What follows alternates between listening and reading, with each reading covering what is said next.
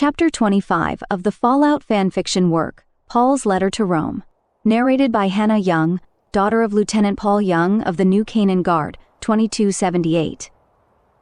Chapter 25, War in the Wilderness. Warning: this chapter is very graphic. A little over 2 weeks later, mid-March 2278. There it is, LT. See it over there? Rhines said to me, pointing towards a barely perceptible column of smoke rising in the distance. It's definitely more visible from here, said I.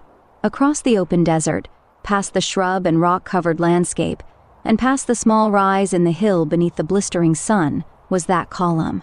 I pulled up my binoculars, switched them to the highest zoom level, and saw the distance to the start of that rise was about 930 meters away.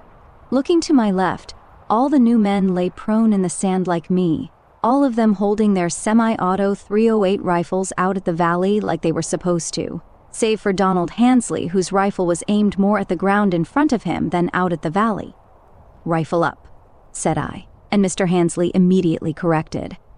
Mr. Savitt looked at me after a brief survey of our left and gave me a thumbs up as he lowered his frame even further into the dirt. I think the focus problem in Hansley today started with what we saw the day before.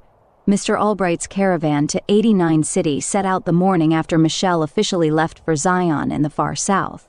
The whole trip took a week and 1 day just to get to 89 City, and just as the constable had said before departure, Mr. Albright already had new arrangements for security set up with 89 City before our arrival.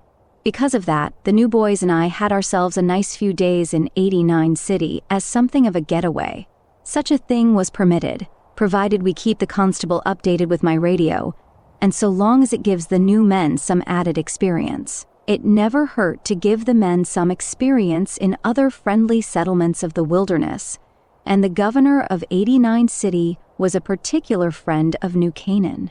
So, Chance Rhines, Oscar Savitt, Logan Barnett, and all the new men minus Graham spent a few good days in and around 89 City after an uneventful trip. I wasn't the only one surprised at the fact we didn't come across any kind of hostility along the way, even when we had all the goods that Mr. Albright's caravans were carrying, not even something as simple as a drugged-up raider trying to hold us all up by his lonesome. I remembered setting out, telling the new men as well as Rhines and Savitt to be ready for anything. It wasn't uncommon in the slightest for a caravan from New Canaan or elsewhere to be attacked at least a few times on a trip lasting more than a couple of days outside our home's jurisdiction. Still, that's what happened. And although all of Mr. Albright's caravan hands were armed as well, the 8 of us guardsmen joining the caravan weren't the most intimidating thing in the world. Granger Till and the former tribal Lakis weren't the only two nervous but eager to encounter something in the wilderness. The feeling was shared even by my veteran guardsmen. Either way, nothing happened on the trip to 89 City, and not a whole lot happened in the large town that could show the new men what the wilderness is like. There was a moment the day before our departure from 89 City that was somewhat exciting. At one point in the early morning, a gang of mercs commissioned by the governor returned to deliver the collection of scalps they obtained while they were out fighting the 80s. The little celebration the governor threw together to honor the gang's triumphant return was abruptly ended the second the governor's aide arrived with a bag of money. The gang immediately divided up their pay, left the celebratory breakfast, made a mess of the community bathhouse, got drunk in the local saloons, and then started harassing a lot of businesses across town. The governor and Sheriff Elias asked if we could help the lawmen restore some order, and we obliged. Once all the women and little girls were boarded up in a general store, and once we had a large enough posse, the gang agreed to leave without further incident. As the gang left in the sights of our guns, they were shouting drunkenly about how they'd return with more scalps. And the tall albino one was saying something about war, and how all mutated creatures need to be cataloged in his sketchbook before he consents to their existence. In the end, there wasn't much that happened on this entire trip thus far. Although the day-to-day kept me from worrying excessively about my daughter, it wasn't until we set off back to New Canaan that the wilderness started to reveal itself. One last look to my veterans and the new boys, and I stood up. With SMG in hand, I gave the motion to proceed through the clear open. As we crossed through the shrubbery and rocks, We kept low and moved at a simple walk, only having to remind my new men a few times what to look for in their sectors as we advanced. It was clear, and although we had no real reason to expect an ambush of any sort, crazier things had happened, and we certainly didn't know what was causing that column of smoke we were walking towards. The new men were still making me proud, but even my veterans were becoming a little complacent in the days before we left 89 City. However, the wilderness snapped all of us back into reality almost immediately. Personally, I think I was most proud of Granger Till. The ex-construction foreman was quick to learn, built for the part from decades of hard work, and although I could tell he was nervous about leaving the walls, I think it was his maturity and seriousness that made him a great learner, if not a bit slower on the march. That wasn't to say that the other new boys were immature or bad learners, but Granger had a way about him that was easy to admire amongst older guys like me and Rhines. I think the other new man that stuck out to me the most was Lycus Messiah. Although it may not be too relevant to mention, I learned on this trip that Lycus Messiah was actually a name he gave himself. I might have mentioned it earlier, but the young man was a former tribal who converted a couple years ago when his former tribe was visited by our missionaries. He was done with his studies to become an accepted member of New Canaan, and was so enthusiastic about the gospel that he took a page right out of the Old Testament in honor of the new. He adopted the name Lycus in reference to Luke and the surname Messiah in honor of the Lord he now served. Overall, he was an enthusiastic one, ready to learn anything, and eager to go above and beyond in his new position. I think a large part of that came from gratitude to the Guard for rescuing him from less fulfilling work in the North Fields. Although the other two were fairly similar, Pat Fleischer seemed to find his place in the Guard a bit more than Don Hansley. I already illuminated some of the reasons Pat was willing to join the Guard, but between his experience on mission and knowing what happened to his father just before Christmas was what drove him to face the wilderness head-on. In the end, I didn't have to worry about any of them. They were all getting along just fine and got through training and adaptation without hiccup. Don, however, was probably the one struggling the most at the start. I knew a large part of his motive came from his parents telling him to do something more with his life, so his heart wasn't in it at the start for that reason. His parents were good people, but he was a bit sheltered. He wasn't content with his job after a not-too-great first mission and figured he'd give the Guard a shot. Like I said, though, all of them were doing fine, but Don seemed the most troubled about the wastes, and I think part of that was because of what happened since we set off back towards home. Unlike on the trip to 89 City, the trip back home started with a few incidents right off the bat. Less than 10 miles outside of 89 City, we came across a group of screaming people just after noon off the caravan road. We approached, since the group appeared to be a mix of wasters or tribals pacing to and fro in a sun-tattered parking lot for a building that was now dust. There didn't appear to be anything wrong with them directly since they were moving around, but upon closer inspection, they were all naked, and they wouldn't stop screaming. There were men and women in the group of 12. All were covered in dirt from head to toe, and with eyes almost red. For a brief moment, we thought they were a wandering pack of irradiated feral ghouls, but they didn't charge us like those humanoids with radiation-rotted brains. Instead, as we approached, their screaming only intensified. Some fell to the ground and started sobbing hysterically. Some began throwing rocks at us, screaming so loud and so intensely that their voices gave out. All this despite the lowering of our weapons and the gentle questions of how we can help them. Once we were close enough, Rhines even reached down and placed a hand on the shoulder of a woman in fetal position and sobbing. As soon as he asked if she needed water, and as soon as his hand touched her shoulder, she sprung up and began flailing her arms at him till he had to retreat, thus prompting her to do so as well. We simply didn't know what to make of this whole thing, and they would not let us help them. The sobbing and screaming from this group of people became too much, and I gave the order for each man to leave them a bottle of water as we started north again. The new men were shaken by that, and in all honesty, so were we veterans. I don't know if the group had accidentally drugged themselves from desert flowers, if they indulged in a stash of chems.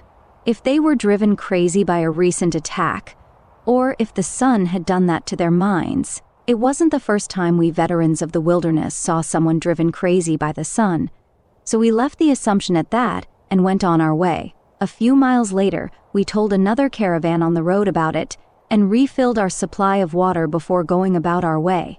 There were other minor incidents, people we interacted with on the road, and even when we entered the territory of our allies in the Nephi tribe. We knew we weren't safe because we were also on the border of the Levanoan raiders. We ended up passing through the old world town of Nephi and talked with the Nephi people in order to get some more supplies, and they were kind enough to give us a warning about the recent skirmishes they had with Levanoan raiders. We weren't with the Nephi for more than an hour and some change, but not more than another few miles on the trail we had an encounter with the raiders. It wasn't much, but the new boys got their baptism by fire. Our group was shot at. As we approached some shacks we thought abandoned, we came under fire. The new men performed excellently, dropping to the ground at the sound of the first shot, even if their action came from fear. A few more shots landed close, and they were clearly coming from the brick and metal shacks up ahead. The only issue I had with the new men was that Granger yelled, "Should we fire too?" Even as Rhines, Savitt, Barnett, and I were already firing.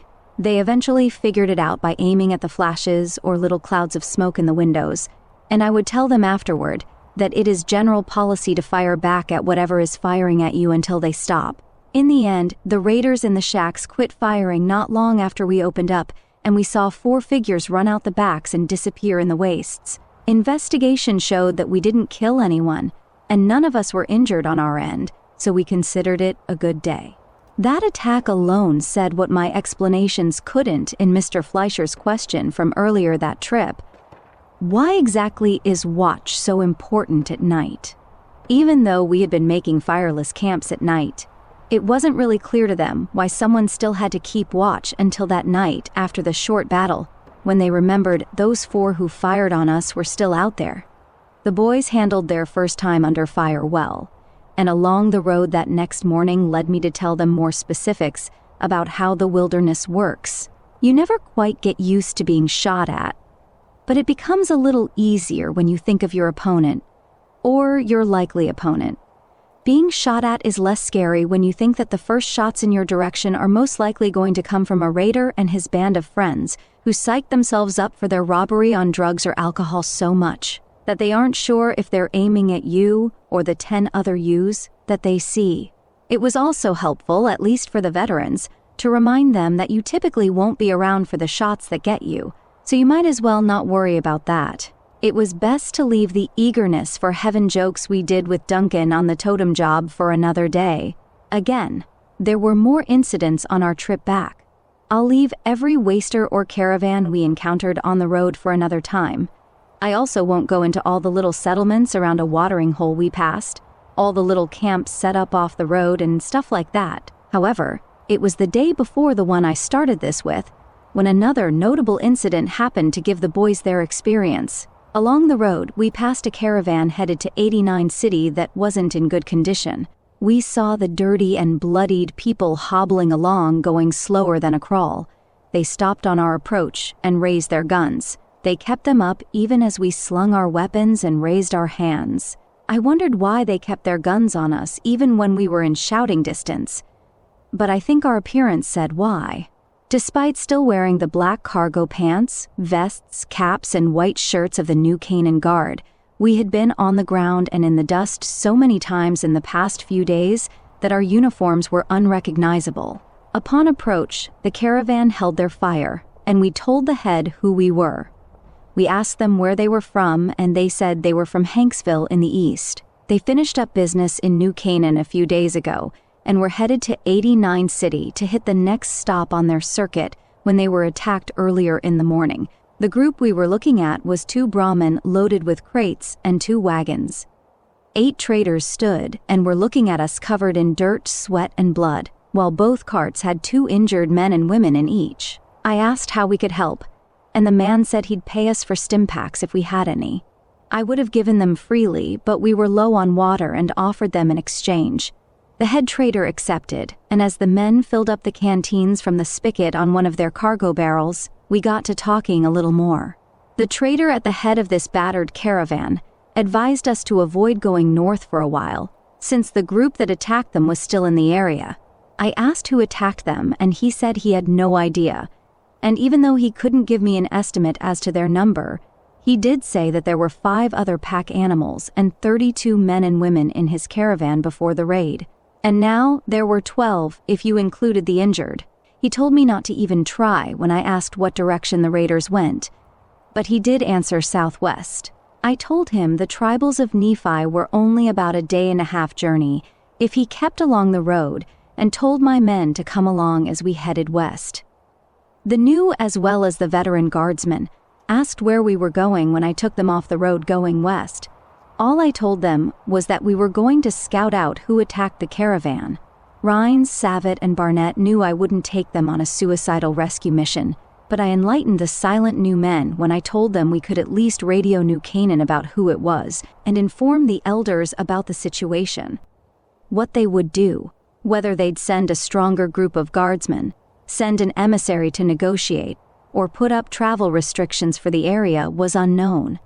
Either way, we proceeded west into the desert, and I had no real reason to even believe we'd run into the raiders. About 3 hours later, however, we did run into them. Just before stepping over the crest of a little rock formation, my eyes took in the sight for only a second before I dropped, immediately followed by the rest of the men. Just north of the old ruins of Goshen, out in the open was a long train of people crossing the sands. It could have been another caravan, but caravans tended to stick to the old roads, so once we were concealed, and once I stole another peek, I pulled up the binoculars. With the edge of the Utah Lake shores only a couple miles beyond, I studied the train indicated as 740 meters away by the state-of-the-art lenses. At the head were over a dozen men with spears, followed by another 12 or so men carrying all manner of long rifles. There was one bigger man with an exposed torso who wore an elaborate bighorn skull mask and held a large machine gun in his hands. Immediately behind the big one were 2 men holding chains that connected the rest of the party to them. Tailing at the rear were a total of 8 women, all completely naked in the blistering heat. The faint sounds of screaming and wailing came to us as the party continued along, and I lowered my optics. "What is it?" asked Rhines, seeing Savitt, Barnett, and all the new boys looking at me expectingly. "I think it's the survivors of the caravan raid." I paused, stole one more look with the binoculars. I'm assuming the men were killed. "Let me take a look," said Rhines. I passed the binoculars to him, and he took a long look before he said, "No way to tell for sure." Don't really want to ask them either. He handed them back, and just as I was going to take another look to see where they might be headed, Mr. Hansley asked, "Can I see too?" I didn't think much about it, but all I said in return was, "I don't think you want to see." "I would, sir," said the young man in a voice that made me turn. I wasn't sure what to make of his insistence, but I saw the faces of the new men who were content with my word alone, and then the serious face of Mr. Hansley. If it will give him more insight, I didn't see the harm. I handed the optics to him, and he took a long look as I realized I hadn't zoomed in enough to try and discern what tribe they were. Searching my memory, the warriors looked like they could have been Levanawans, since we were still in the northernmost part of their border territories. My thoughts about this ended for the moment when Mr. Hansley said, with the binoculars still at his eyes, "What are they going to do to them?" I saw the way he gripped the optics, and the way his teeth were clenched as I asked him, "Do you really want to know?" Still looking at the warriors and their new slaves, he said, "Yes." And I looked to the veteran boys. All of their faces said, I might as well give him what he wants, and that reality sucks. After a moment, Mr. Hansley glanced away from the binoculars to me for a second before I told him, "They'll probably get eaten after the warriors have had their way with them." I was going to say that the male survivors of the caravan were probably already eaten, but I decided to stop when I saw the looks on all the new men's faces. No longer were they curious about what I had seen and what Mr. Hansley was seeing. Now they were all wearing faces that said what Mr. Hansley asked as he gripped the optics even tighter. We should do something. We can't just let that happen." He lowered the binoculars and turned to me as all 4 of the new men looked to each face of the veterans. I told him the cold, hard truth. The truth that broke my heart every day I thought of incidents like this I'd seen. The truth that made the job so hard. There's nothing we can do for them. There were simply too many of them and too few of us. New Canaanites out in the wilderness had to pick and choose our battles. The battles we knew we could win if we ever wanted to get back home or even succeed in helping those who fell victim to the wilderness. Rhines, Barnett, and Savitt answered all the new men's questions in the moments after I said what I did. In the meanwhile, I got on the radio and called it in for the constable's radioman. Unfortunately, knowing that whatever posse the constable could get together would likely only catch up to the Levinoan raiders in time to find the charred bones of those women. After this moment, the demeanor of the new men changed. It wasn't very noticeable in Granger, Lakis, and Fleischer, but Mr. Hansley was evidently very disturbed by the sight and knowledge of what tribes of the wilderness like this did. It seemed the men were much less enthusiastic about the little gun battle from earlier, and that night around the camp was far more silent. After the Levinoan slave column, we decided to head northwest around the west shore of the Utah Lake, and a bit west till we knew we were far outside of their territory. A little extra exploration would help take the minds off of that grim reminder of what the wilderness contains. Or so I thought. Sometime a little before noon the next day, we were a few more miles west of the lake when a brief survey with my optics showed a party headed towards us a few miles off. We didn't know who it was and didn't want to ask. So I took the group out further before showing how to conceal in the landscape. We weren't pursued, and I never learned who the group was, but after seeing the group was far to our south and out of our advance, we stood. It was in this momentary stretching period, and while I looked over our maps, that Rhines caught sight of something that brings me to where I started talking about this expedition. We neared the black smoke and that collection of rocks in the distance out of duty to investigate. We reached that rise in the hill, began up it, over the rocks and sliding sand, and the terrain leveled out for another few miles. In the middle of that plain, there were no more obstructions. The source of that black smoke was right there. It was a campfire. A nice little campfire in the middle of a crumbled parking lot at the front of an ancient red rocket refueling station. I pulled up the binoculars once again, and just before they reached my eyes, the large group around the campfire scattered in every direction at the crackle of gunfire. One crackle turned into 2, then 3. Then the sound of gunfire became one constant sound as the scene around the old service station turned into a giant mess of sparks hitting the vehicles the group was hiding behind. "What's happening?" asked Rhines and Savitt at the same time, the rest of the men squinting to try and see what was happening through the distance and haze. The gunshots were evident to the boys of something terrible happening, and they could see the little frames of distant people moving to and fro, but they wanted specifics I couldn't give. So I stayed silent. Through the lenses, I watched the people using the vehicles for cover returning fire at the enemy in the southwest.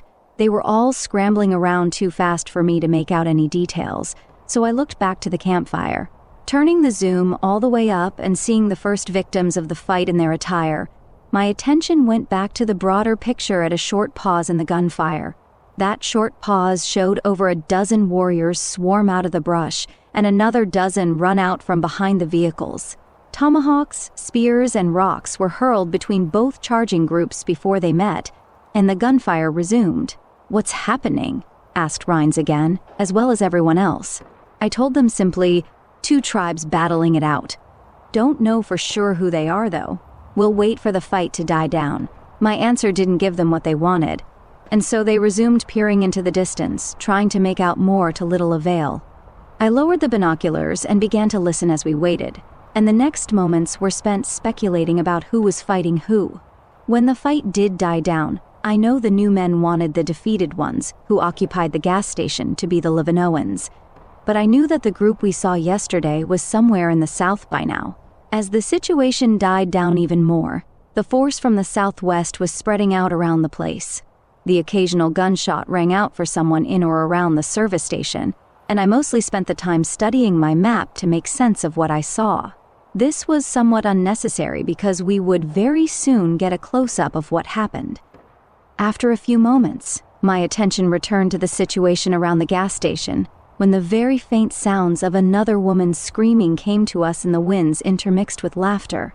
All of the attackers from the southwest were gathered around something by one of the gas pumps, and before I could study the situation further, I realized what I was seeing and lowered the binoculars. I denied the request to see what was happening this time when they asked about the sound of the screaming, knowing the new men would soon understand personally what was causing it. How I knew this, I didn't know until that scream stopped.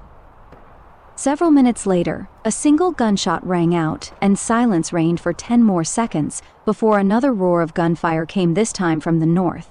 I raised the optics at this, saw the victors of the battle all fleeing back to the southwest, and watched as this new force came from the north in pursuit.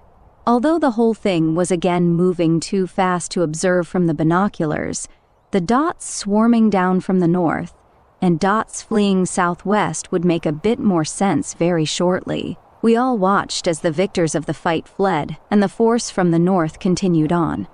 I stole a look back north in the direction of the responders and saw the outline of the Great Salt Lake before I stood myself up and said, "Let's go check it out." Both groups were long gone by the time we made the 800-meter trek to the site of the attack on the gas station, and the scene I saw from the ridge did not do any justice to what really happened. I ordered the men to fan out as we reached the edge of the asphalt that merged with the wasteland sands almost seamlessly. I stole a glance to the north once again and told Barnett, "You keep watch that way. Let us know if anyone else is coming." Logan Barnett nodded and leaned himself up against the corner of the red rocket station building facing north. I turned to the new men, seeing they had stopped in their tracks and were looking more worried than they had at any other point on the trip, seemingly waiting for some kind of order. I realized just how dangerous and frightening this place was in their eyes after what happened.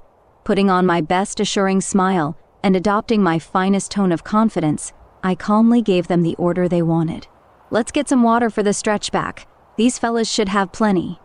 The new men nodded, then began looking in every direction as Mr. Rhinesen Savitt joined me forward. We all fanned out, taking in the scene around the gas station, and what a scene it was. The smell of gunpowder still lingered in the hazy air, and through the wrecked cars of the parking lot, I counted 5 dead men and women whose present state shouldn't have put a smile on my face if it wasn't for what happened last September. I looked over the corpses riddled with bullet holes, still leaking blood onto the ancient pavement that steamed in the heat. Looking over at the site of the melee brawl just under the furthest part of the station's long awning was another mess of corpses. Granger and Fleischer were hesitantly picking through the pockets of one of those who fell to the forces of the north, while the other 2 were keeping watch. I never got a good look at the ones from the southwest, so I awaited the questions from the new men until my attention went to Mr. Rhines. The man stood beside the fire where 2 other bodies fell in the opening shots and shouted toward me as I stood between 2 wrecked cars. If I had to guess, I'd say it's White Legs. "What say you, Paul?" They were indeed. I looked toward the new men who were now staring towards the rest of us. They appeared to stop in the middle of refilling their canteens when Rhines spoke up, so I told them, "Keep checking them, boys. We can take any food and supplies they got." The new men got right back to it, and I looked to Savitt. "Savitt, go help them out. We can't stay here all day." Mr. Savitt nodded and trotted towards the new men as I stepped up to Rhines's side to join him in studying the dead. Looking down at the 2 corpses by the dying fire pit amidst the cars, I caught a glimpse of some kind of meat simmering on a metal tray beside the fire, but my attention was more focused on the corpses. I looked over the dead as Rhines spoke his thoughts aloud. "We're definitely in White Leg territory. Great Salt Lake ain't too far, and suppose that explains the rapid response from their friends up north." I studied the 2 corpses. One was a man, one was a woman. Both laid there with several bloody holes in their bodies, staining the thin, tan-woven clothing in lots of red. Their hair was both long and brown and shining with sweat before their deaths, and their clothing didn't cover much more than their genitals and upper chests. Along their arms were leather straps and belts wound around each appendage, and both wore thick belts around their waists with water gourds and several leather pouches for their ammo or supplies. Ammo was unlikely because both of them clenched tomahawks in their death grips, but these bleeding cretins certainly didn't need their water anymore. The corpses of these two and the others between the cars looked like many of the desert wasteland tribal raiders, but how we knew they were white legs was simple. Every corpse I'd seen since reaching the site of the battle had their naked legs painted or dusted white, and these two were no different. From what we knew about the raider tribe, they were from the western shores of the Great Salt Lake where the sand was exceptionally white, and the symbol was adopted. The two before us also had their faces and ears painted white, but experience told me that some of them would go above and beyond in the expression of their awful allegiance. After a moment, Rhines knelt down and began to detach the gourd on the woman's belt as he said, "I'll bet you're glad about this, Paul. It's never a bad day when you see the white legs get what they keep asking for."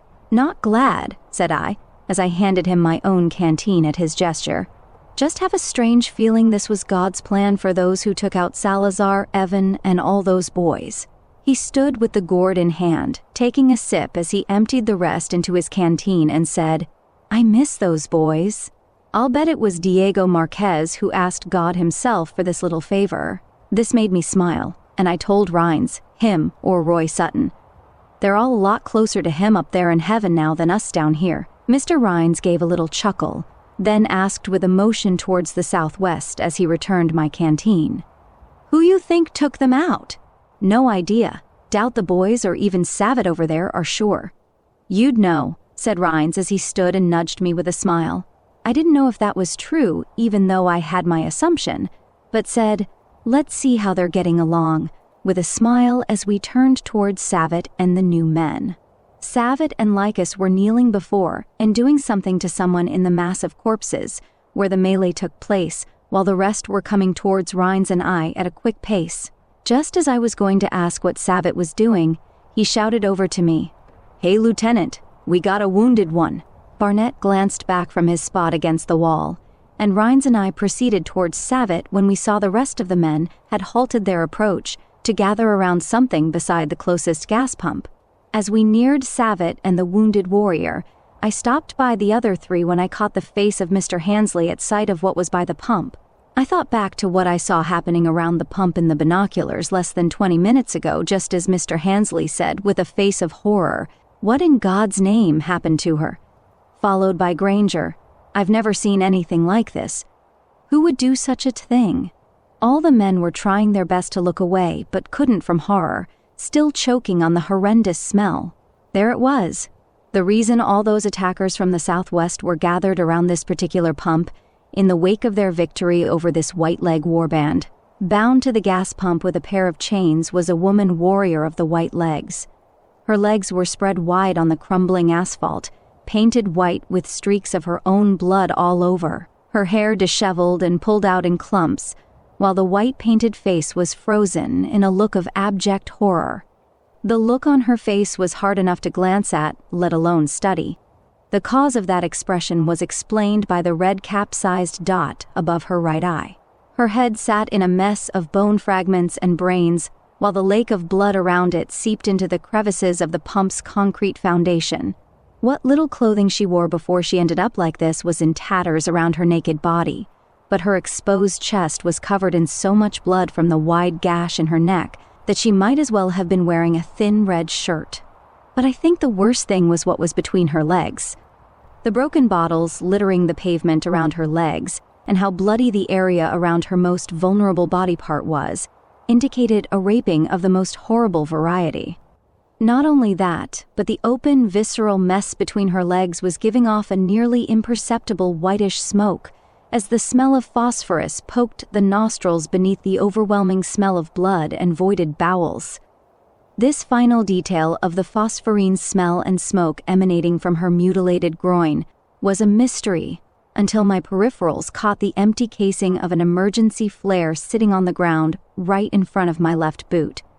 Granger Till and Mr. Hansley both threw up after taking in the sight for too long, and I felt as though the new men, and even myself, might have teared up or cursed humanity as a whole if they weren't so stricken by the sight. I think the only thing preventing me from complete destruction at such a scene was how I might have still been kept somewhat in check by the vague feeling of justice hovering in my mind.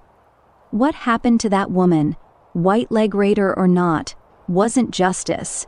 It was pure evil, and I'm ashamed to have felt as though it was anything otherwise. Although the wilderness and memories of what this tribe's raiders did to my men only a few months prior asked for a certain kind of mindset that I felt I could only repent about later, this mindset stuck with me, even as I departed from the ghastly remnants of that white leg as I told the still horror-stricken new guardsman beside me. You told me you wanted to see. The new men stayed put, and Mr. Rhines followed me as we jogged over to Mr. Savitt and Likas, kneeling over the wounded raider amongst those corpses from the melee. The man was being held down by Likas, struggling in the new guardsman's grip, looking simultaneously panicked and full of rage. The raider thrashed about, muttering painfully, as if unable to shout for some reason, while Savitt was still laying out the possible items from his first aid pouch he could use as Rhines and I knelt down. "What's his problem?" asked Rhines as I put my hands on the raider's legs to keep him steady. Mr. Savitt pulled up a Stimpack syringe, saying almost nonchalantly, "I'm hesitant to give him one of these. Doesn't seem like he even wants to get fixed up." The wounded raider freed his left hand from the grip of Likas and reached for a holstered handgun on the hip of a white leg's corpse before Rhines caught it and helped Likas secure him. "You thinking the same, Paul?" asked Rhines, motioning with his head towards the frenzied patient. Our little patient certainly wasn't a white leg. He was evidently one of the ones from the southwest who attacked the gas station. The guy wore tan cargo pants that looked like they were worn by someone every day for the past several hundred years. His boots were of a similar description, and he was otherwise shirtless save for the chest protector from a decrepit suit of pre-war combat armor. His arms were covered in bandage tatters with several frayed leather belts that kept the wrappings in place, and his bald head and face were painted streaks of red. He was dirty beyond belief, and blood from himself, or the corpses around him, dotted every article of clothing he wore. He was snarling and angry, glaring at us with only one eye visible behind a set of broken reflective shades. "You in your friend's 80s?" I asked the patient. He settled down a little, but I think this was mostly from fatigue, rather than my question. Suddenly, he twisted his torso with another violent jerk before being subdued once more. That motion, however, revealed very briefly exactly how he was injured. There was a giant open gash in his lower back, probably from a tomahawk or axe that was so deep it explained the pool of blood he was resting in. "Should I give him a prick?" asked Savitt, holding the syringe up. Rhines turned the man over once again and studied the wound. It was so deep and so red, it looked like he was in the middle of getting skinned alive before we showed up. I took this in, watched more blood bubble from the deep cavern in his back, studied the exposed part of his spine in the midst of so much gore, and watched more blood pour onto the hot asphalt before Rhines answered Savitt with exactly what I was thinking. Doubted it'd do much good for a wound that deep. Him laying here is probably the only thing keeping the rest of the blood in. "What should we do?" asked Savitt, followed by Likas violently nodding his head in curiosity. The man was calming down, probably from fatigue, but also probably from blood loss. His eyes remained open, staring at our faces through his busted shades one at a time as he calmed down. Without breaking eye contact from the 80s raider, I said, "Nothing to do." I paused, glanced to the north, then to the southwest. White legs will be back this way soon to loot their dead. Doubt they'd do this guy many favors if he's still kicking.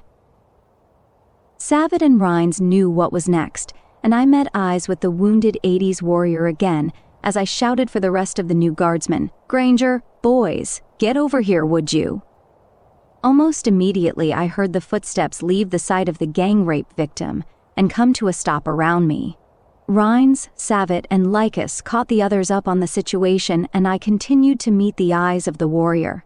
He was struggling to stay conscious as well as aggressive before I asked him directly, "You speak English?" The man's sneer grew worse as the low voices behind me quieted. All at once, the man still in the grip of Likas and Rhines thrashed again, staring at Savitt as he said, "Fix me or no?" "Fuckos." I thought they spoke English, said Rhines, followed by Savitt. Sorta. Parrish says some bands do, some don't. You're with the 80s, right? I asked. The raider struggled in the grip again before saying painfully and defiantly through clenched teeth, 80s kings. Runs and I gather on a highway. Fucking kill. Fuck you. Gimme flour, run a wreck, or fucking bullet. That's a sorta, all right, said I, glancing to Savitt then Rhines. All stayed quietly wondering what to make of the apparent gibberish the raider was saying. He definitely seemed like a raider of the 80s with the words 80s kings, but it sounded like he was more focused on the pain if the words gimme flour, run a wreck, or fucking bullet meant what I assumed. His friends came down on this place pretty fast, said Rhines, apparently finding some other indication of this patient's affiliation since the words didn't prove much. I thought about this and speculated aloud. They ran from it pretty fast too. The patient must not have liked this because he thrashed about again, this time weaker as he said, kill 'em all. 80s run and gun don't take shit. Kill a sandleg punk bitch. We all stared at him as he convulsed painfully for a moment and then rested again. Rhines said idly, probably scouting this place, 80s definitely love their little gas station forts down south. Still love fighting white legs too from the looks of things. Clean a blade on a sand dog's fucking neck. Don't hand nothin' but, says the 80s raider, trailing off into silence and seemingly unable to finish his explanation. Threat? The painted raider's eyes were still open, but his head was on the ground as his chest rose and fell. It appeared as though he was too focused on not dying to threaten us or the white legs or sand dogs further. After a moment, Savitt said for everyone present, it'll take him a while to bleed out. White legs could come back soon. With no response from the wounded raider, I thought about this. I knew the white legs from the north wouldn't be back from their pursuit for a while since the sun was setting, and the white legs could run for days even if the 80s war bands were usually quicker. Still, as horrible as both the 80s and white legs were, and even though this man might survive for several more minutes or hours, it wasn't impossible for another group from the white legs camp in the north to send a group out this way. Strange as it may seem, we had an obligation to even men like this. Since we had our supplies and needed to leave before anyone else would stumble upon the scene or us, it was here we had another obligation, an obligation to God. Nothing left to do but the merciful thing, said I. Rhines and Savitt silently nodded, while Likas and the other new guardsmen looked at me vacantly. We could tell that the new men didn't feel the 80s man deserved any kind of merciful thing, and us veterans felt that way too. Recalling the sight of that mutilated white leg woman beside the gas pump and looking at this wounded man who certainly would have joined in the act if he wasn't nearly killed in the attack. I found it hard to begin this merciful thing at first. Then I thought of Graham, and although we would offer the wounded killer far more mercy than he would have given us or anyone else, we knew the right thing to do could be just as satisfying as the wrong thing, if done the right way. I dropped from my crouch down to both knees at the legs of the wounded 80s, and Rhines and Savitt dropped to both knees likewise. The new men did so as well, without order, probably out of a feeling that they should follow the lead, and all of us knelt before the wounded raider. I looked briefly over towards Barnett, still keeping eyes on the north, and then back down at the raider to ask him, "Would you like to repent of your sins?" The raider kept staring at the now pink sunsetting sky. He only acknowledged the question again with the words, "Gimme flour, run a wreck, or fucking bullet." I took that as a no and glanced to the men. Would you all be so kind as to pray for this man? He doesn't appear capable of understanding or answering the question. Immediately, Savitt and Rhines began praying softly, followed by the rest of the new guardsmen after a moment. I looked around the circle, seeing Savitt and Rhines praying for the soul and righteous justice for this wicked and unrepentant man. Facing Likas across from me, I could see him doing likewise, and probably serving as a stand-in for what the others were doing when I saw his eyes were squinted, as if to only give the impression they were shut. The raider hadn't moved, seemingly trying his best to ignore us around him, and only refraining from swearing, thrashing, or taking out his rage due to the blood still seeping into the ground he lay upon. The prayers continued, and I unscrewed the cap on my second and nearly empty canteen. After a short sip for the heat of this sunset, I recited the simple words, "It is in this water that I baptize you in the name of the Father, the Son, and the Holy Spirit." As I poured the remnants upon the 80s warrior, one streamed down the length of his body, and another one across his chest. His eyes hadn't moved despite a splash of water landing on his busted sunglasses, but he did mutter a few more swear words through those clenched teeth before I screwed the cap back on. Standing to my feet, I took a step forward and fell to one knee over his chest. I shut my eyes, and I don't know how he took this change of position beyond another few more curses, as the prayers continued and I started my own. Lord, we ask you to forgive this man of the sins he has committed against you and your creation. We pray that you have mercy on him in death, as he was ignorant of in life. We leave his soul to your perfect judgment and bring him before you in the name of mercy. The swearing below me grew slightly louder before I concluded. Please forgive us of this act, if we do in fact commit sin by doing so. We love you, Lord, and we trust in your will. It's in your Son's name we pray. Amen. Rhines and Savick continued praying. The voices of the new men had ceased, and I drew the pistol from my hip. The man carried his bitterness and rage to the very end. If you ask why the prayers were customary, it was because of that face beneath me when I was going to give him exactly what he asked for. Gimme flour, run a wreck, or fucking bullet. We had no idea what he meant by the first two things, but we could figure what he meant by a bullet. It was a mercy killing.